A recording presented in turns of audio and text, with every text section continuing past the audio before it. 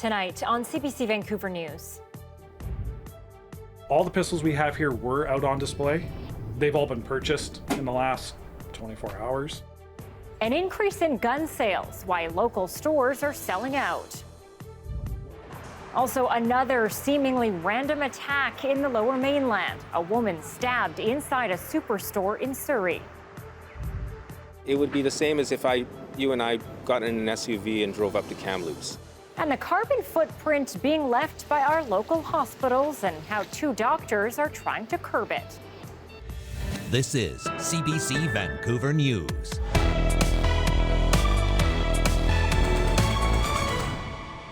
Good evening and thanks for joining us. I'm Anita Bathe. Handgun sales have surged in BC since the federal government announced its plan on gun control. If passed, it will ban the sale, transfer, importation of handguns in Canada. As Brady Strachan reports, that has some local stores selling out. First thing every responsible gun owner does is check. Dan Shelmy shows off some of the handguns sold this week at this firearms shop in Kelowna. His store sold all the pistols in stock on Tuesday by noon, about 15 in total, as customers rushed in to buy handguns while they still can. It's like when the lockdowns happened and everyone got worried and they went out and bought 600 rolls of toilet paper. People hear that something is happening and they panic. Similar surges in sales have been reported in the Lower Mainland and on Vancouver Island. Legislation tabled in Ottawa this week to reduce gun violence will put a freeze on all handgun sales, transfers, and imports if passed. Shelmy says reaction in his store has been one of confusion and frustration, where responsible gun owners feel like they are being targeted. The Prime Minister said it in his speech, legal gun owners are not the problem. And then within 10 seconds, basically said, you're not the problem, but we're going to treat you like you are the problem. Criminal gun violence in Canada has risen by a significant margin, according to Statistics Canada, with the criminal use of firearms up by more than 80% from 2009 to 2019. But critics of the newly announced legislation say the freeze on handgun sales is the wrong approach to stopping that. Whether you say, okay, well, you can't have a handgun or not, it's not going to reduce violent firearms crime in Canada. It doesn't have a chance. And it doesn't address mental health issues, which is a conversation that just hasn't even begun yet in Canada. And despite the surge in sales this week, people who sell firearms say the legislation will impact their bottom line. Businesses like ours, we're going to see a hit because, of course, we can't sell handguns. He wants to see the government move its target off responsible gun owners and focus in on criminals importing firearms from the U.S. Brady Strachan, CBC News, Kelowna. Cleared. Turning now to a scary scene for shoppers inside a Surrey grocery store today. A seemingly random stabbing in the Guildford area. The suspect is on the run and police are now hoping you can help find them. Dan Burrett joins us with more. Dan, where exactly was this? Inside a superstore as people picked up groceries, Anita. Mounties say just before 1 p.m. they got a call that someone had stabbed a woman inside the large store on 104th Avenue and 146th Street. Store staff gave the victim first aid and she was taken to hospital in serious condition. Police say a suspect ran off right after. They're looking for this person, described as a woman in her 30s with long dark hair, wearing a navy blue V-neck shirt, black pants, white shoes, and carrying a light blue purse. We do recognize that there is a public safety concern given the fact that it is not believed these parties were known to each other or that there was a conflict that started this incident. So again, that's why they're asking anyone who has seen this woman or knows where she is to contact them. They say, again, she's believed to be in her 30s, long dark hair, as you can see, wearing a blue V-neck shirt, black pants, white shoes, and holding a light blue purse. Anita. Dan Burrett for us tonight. Thank you. Charges have been laid in yesterday's random and unprovoked knife attack at an East Vancouver gas station. 61-year-old Leslie Dale Chudik is accused of aggravated assault, uttering threats, and driving in a manner that's dangerous to the public. You can see in the footage the suspect holding a knife and what police call a machete yesterday morning at this Esso on East Hastings near the Burnaby border. This was after he allegedly crashed a van and hit a pedestrian who is accused of then stabbing another person. Another person was punched before police apprehended Chudik. He will stay in police custody until his first court appearance. Well, it's a fact few people consider ahead of surgery, but Canada's healthcare system is thought to generate about 5% of the country's greenhouse gas emissions, and hospital operating rooms leave a disproportionate footprint. Val Puri has this story on the anesthesiologists at 2 Metro Vancouver hospitals who are changing that. It's unlikely that while in surgery, patients contemplate climate change, but efforts to curb hospital greenhouse gas emissions do start in the operating room. We really only have 2 choices for gases for keeping you asleep. They're actually both bad greenhouse gases. One, however, is 25 times harder on the environment than the other. Consider the carbon footprint of desflurane during 1 2-hour surgery. It would be the same as if you and I got in an SUV and drove up to Kamloops. Whereas the other option really is like a short trip just locally. The other option, sevoflurane, is now the only option here at Royal Columbian Hospital and Port Moody's Eagle Ridge Hospital. All desflurane vaporizers have been removed from the operating rooms and shipped back to their manufacturer. It doesn't take much anesthetic to put someone under. Only 5% of the gas actually is absorbed by the patient. The other 95% goes right into the atmosphere. Sevoflurane lingers there for a year. Desflurane lingers for 14.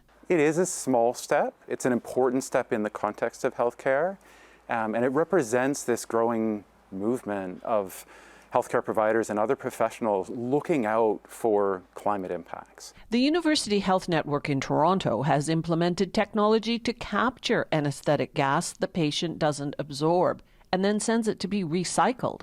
A Sudbury hospital stopped using desflurane almost 3 years ago. The doctor behind that move says it's time for government to step up. That if you apply the current carbon pricing mechanism in Canada to these agents, desflurane would no longer be competitive and hospitals probably just wouldn't buy it, and that would be the forcing function of just removing desflurane. There's no difference to the patient between the gases. The popularity of desflurane, doctors say, has been mostly due to marketing. But as they become more and more aware of its environmental impact, the easiest solution is to just not use it. We're the largest anesthesia group in the country to take this sort of step.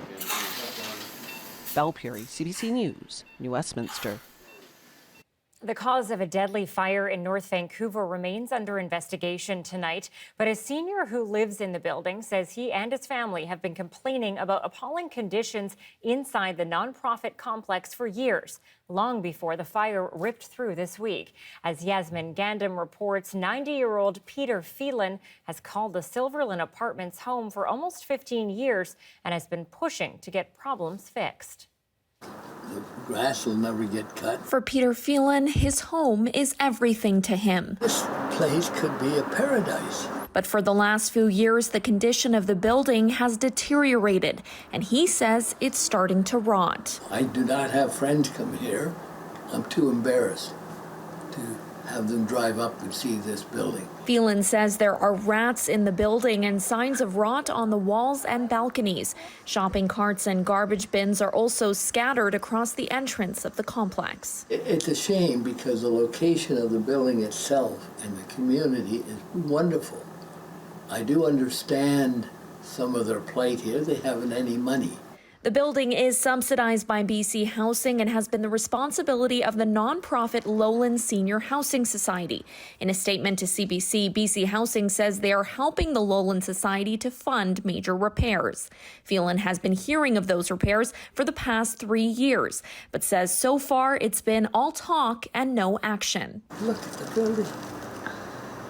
North Vancouver Seymour NDP MLA Susie Chan says she knows the building well and has also been doing what she can to get issues resolved. So what's happened is an extensive plan, like a much broader scope of plan has been put together for the building, and they are in process of getting it implemented. Phelan says many of the other residents in the building do not feel they can speak up. These people are extremely vulnerable. Yes. They'll accept anything because it's a place to live in. And the rent is very low, and that's why I'm here. For now, Phelan continues to patiently wait for the building to feel like home once again. Yasmin Gantam, CBC News, North Vancouver. An investigation is underway after an ammonia leak this afternoon at the Killarney Community Centre in East Vancouver. Staff became aware of the problem shortly after 2 p.m. The centre and nearby Killarney Secondary School were immediately evacuated because ammonia can be deadly. 13 people were treated for minor symptoms like a scratchy throat and stinging eyes. A hazmat team contained the leak and the centre has reopened. Last week, an ammonia leak at an industrial plant in Kamloops killed one man. And a small sinkhole has authorities telling drivers to avoid Waterfront Road near Canada Place tonight. Only essential service and local traffic are allowed through. The sinkhole is on a raised part of the road over the water just east of the C-Bus terminal. The number of home sales is falling in Greater Vancouver, returning to what the Real Estate Board considers typical for the season. They say just over 2,900 homes were sold last month across the region. This is down 32% compared with the same time last year. On Tuesday, the BC Real Estate Association says it expects house sales to drop by 22% this year from 2021's record high. These numbers come with modest signs that the fast rising housing prices could also be leveling off. And whether you rent or are looking to buy, affordable housing is on short supply across the region. To help ease the pressure for working artists, the City of Vancouver is opening new spaces where they can live and create. Just off Main Street in Mount Pleasant, this building will provide 30 homes. Rental rates are tied to artists' annual earnings and capped at 30% of their monthly income. Tenants were picked in a lottery system that prioritized people usually disadvantaged from accessing resources in the cultural sector, such as Black, Indigenous, and racialized people, as well as those living with disabilities and members of the LGBTQ2 community. An Indigenous professor at the University of Northern BC has been appointed interim director of the Institute of Indigenous Peoples' Health. She takes on the federal role after it was left empty by an academic who falsely claimed Indigenous ancestry. Self-determination, engagement, collaboration with First Nations, Inuit, and Métis peoples, organizations, and communities is my first priority in taking on this work. The Canadian Institutes of Health Research have appointed Dr. Margot Greenwood, who is Cree. The previous director, Carrie Barusa, was cut in November after a CBC News investigation cast doubt on claims she was Indigenous. Well, 70 years on the throne for one remarkable royal. After the break, we'll take you to London for the first day of Queen Elizabeth's Platinum Jubilee.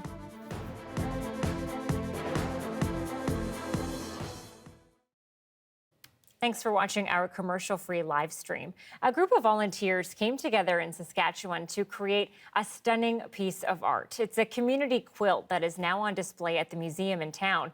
The project took more than 3 months to finish, and each volunteer worked on a small section of the quilt, which depicts how the town looked in the past and now in the present.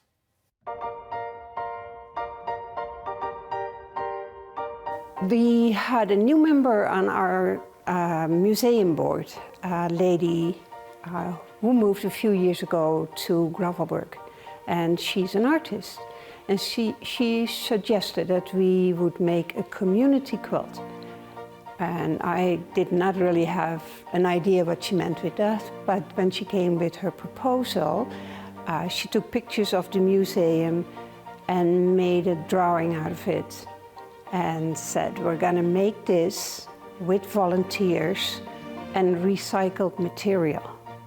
There were people, it was 99% women, from the age of 8 till 80 who worked on it. About 12 of us worked on and off on it. And so most of us have no idea, have never done anything like this. And we just each worked on a little part. It's really the history of Gravelburg. So the elevator is one of the oldest buildings in town.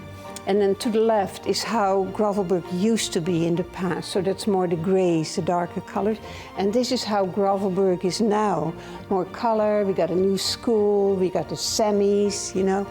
And so that's how we put it all together.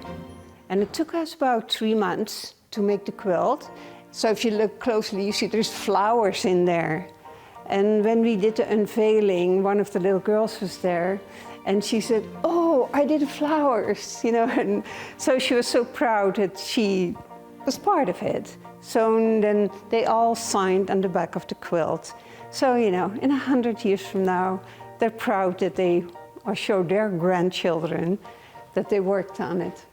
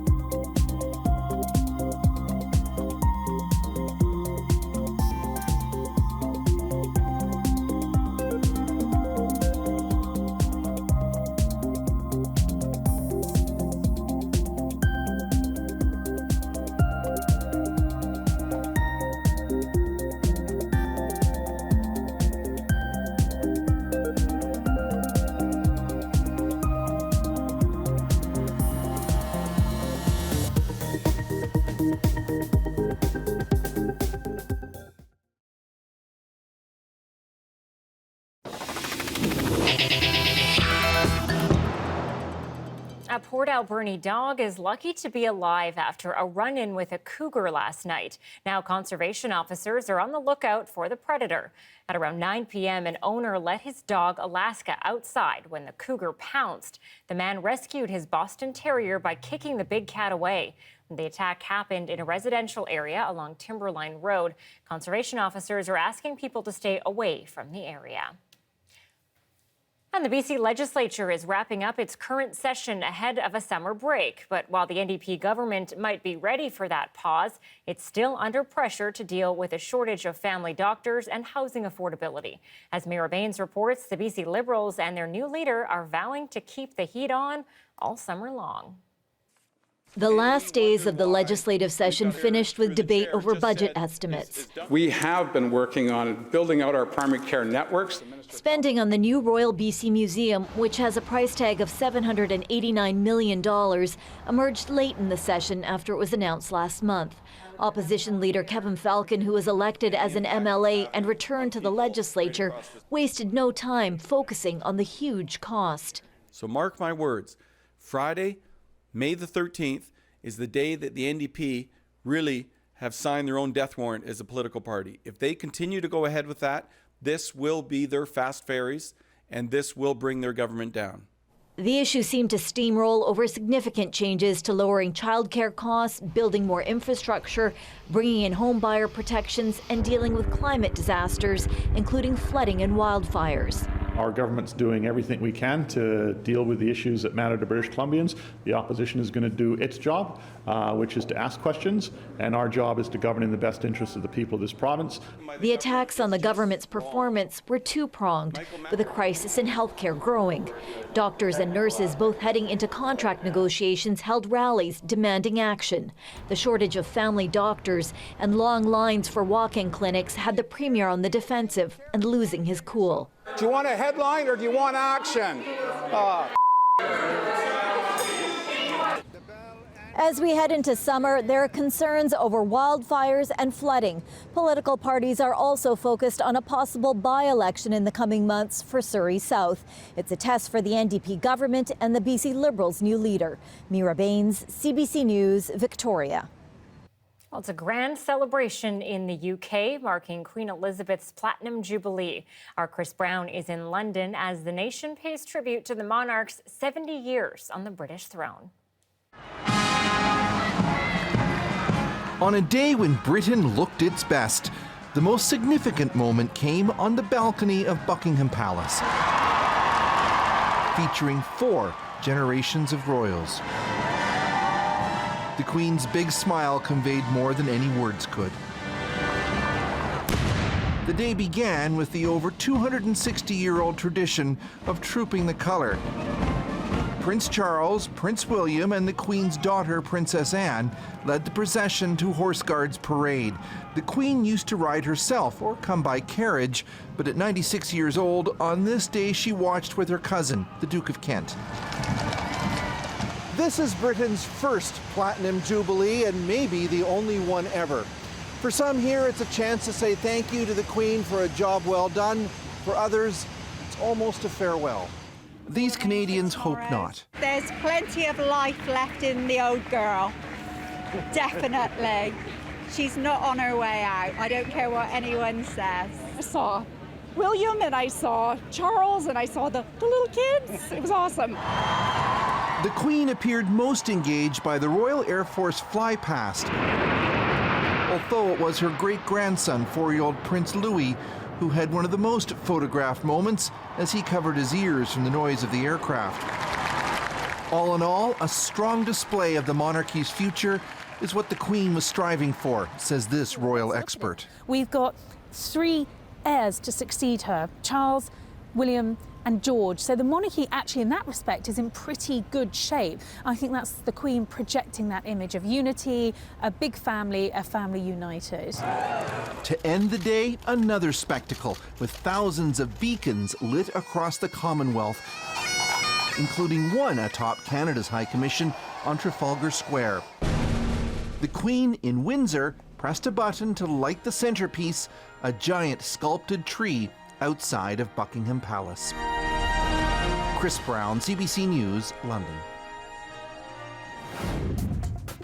It's all things neon these days at the Richmond Night Market, what they are trying to capture with retro lighting. That's next.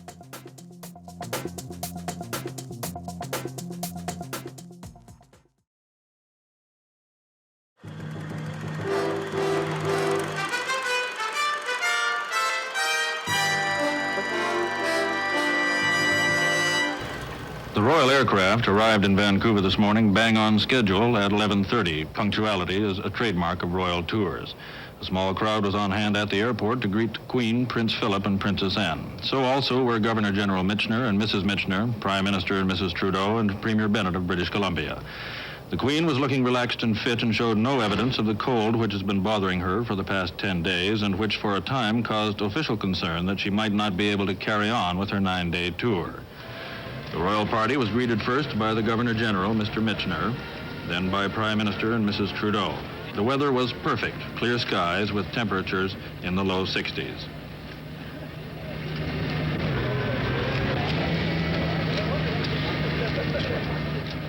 After the formal greetings were over, the Queen, Prince Philip, and Princess Anne mingled for several minutes with the crowd at the airport, shaking hands and chatting. From the outset, organizers of the tour have worked to make it as informal as possible, and on day 1 at least, the formula seemed to be in order.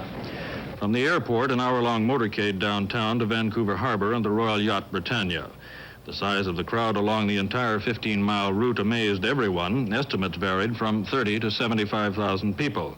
There wasn't much shouting or cheering, but tour officials said the crowd was perhaps the largest ever to greet the Queen on a Canadian tour. At some points, the royal motorcade was slowed by spectators spilling out into the street. At the harbor, the cavalcade went directly to Britannia, which has been in Vancouver for several days and which will be the official home for the royal party during their BC tour. The Queen and Prince Philip arrived in one car, a Rolls, while Anne came in a second, and the rest of the official party followed close behind.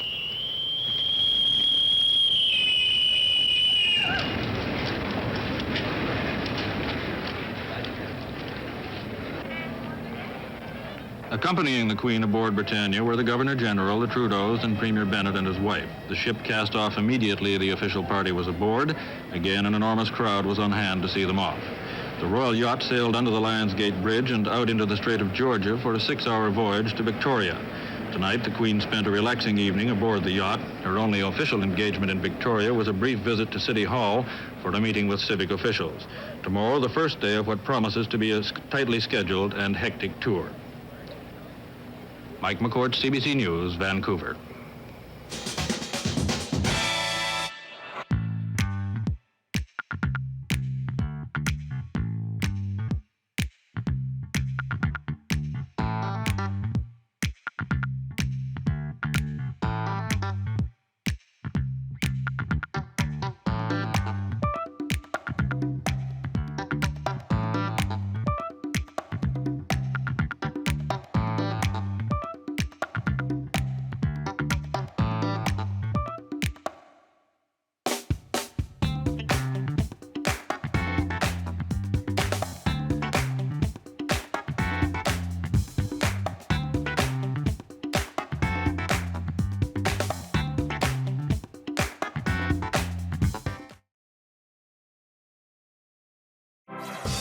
Hi, I'm Amy Bell, and here's what's in your CBC Vancouver inbox. On June 15th, support immigrant entrepreneurs with CBC Vancouver's Anita Bathe at the Surrey Board of Trade's online entrepreneur showcase. Register today at businessinsurrey.com. And CBC Vancouver is a proud returning media partner of the Talking Stick Festival, June 12th to July 3rd. Enjoy and celebrate Indigenous art, dance, theater, film, and more. Get tickets and learn more at fullcircle.ca.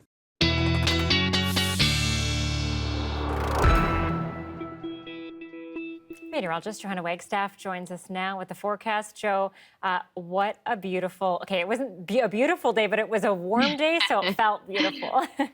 Yeah, you're not alone. I feel like, Anita, everyone had a summer vibe today. It was the warmest day yet this season. We officially hit 20 degrees at YVR for the first time this year, and this is the sixth latest 20-degree mark that we've ever hit since records began in 1937. I want to show you some of the warm temperatures across the province because this is starting to have some trickle-down effect. First of all, seeing mid to high 20s in through the valley, and there was a humidex, so feeling more like the high 20s. Feeling that heat over in Victoria and Nanaimo and Campbell River, hitting the high mid-20s, I should say, and feeling it in through the interior. But interestingly, this funneling of air really bringing the heat into central and northern BC. Smithers at a 26.5 yesterday, and that has really sped up the snow melt where we have above seasonal snowpack. So there is a flood watch at Bulkley River in Smithers, and also an evacuation alert for low-lying areas around Bulkley River, including Riverside campgrounds and the fairgrounds. So really looking to see water levels rise over the next 24 hours in response to additional rain that we're getting. So again, the snowmelt has sped up. Now we're getting this rain, expecting to see the Bulkley River at flood levels over the next 48 hours. We'll keep you posted on that story. This low that's moving in, bringing rain to everyone. For Metro Vancouver, we're going to see that overnight, heavy through Friday, and this will spread rain and unsettled weather across most of the province. Take a look at those rainfall accumulations. We're looking to get 20 to 30 millimeters here in Metro Vancouver. It's a washout of a Friday, and look how cool those temperatures are, Anita. Back down to a 16. I'm not going to say January, but it's looking a little cool just for a couple days, Anita. I'm feeling like it's okay, though, because today we got some great weather, and that heat, it kind of gave me that ability to get through the next little bit. Yeah, let's hang on to this. Thanks, Joe. You're welcome. Okay, the special sparkle at the Richmond Night Market has a new neon sheen to it. Steve Jung now on how the bright lights have been turned up. If you visit the Richmond Night Market this year, you'll see a lot of the vendors have new neon signs above their booths. And other than just brightening up the place, night market organizers say they have a very specific atmosphere that they're trying to go for here. The night market's owner says he wants to recreate the atmosphere of old-school night markets in places like Hong Kong, Shanghai, and Taiwan. The night market was originally created in China a long time ago. We're talking maybe in the 40, 50, and that was all Neon Night. That was all about Neon Night and then nightlife of Shanghai, the nightlife of Taiwan, and those are Neon Night basically are the element that created the atmosphere. Chung says each of the custom-made signs costs anywhere from $1,200 to $1,500 to make. Currently, around 80 of the market's 115 vendors have a neon sign above their booths. Chung says he's considering getting signs for all of the vendors for future markets. Looking forward to checking that out. The Richmond Night Market definitely on the list this summer. That's it for us tonight. Have a wonderful evening.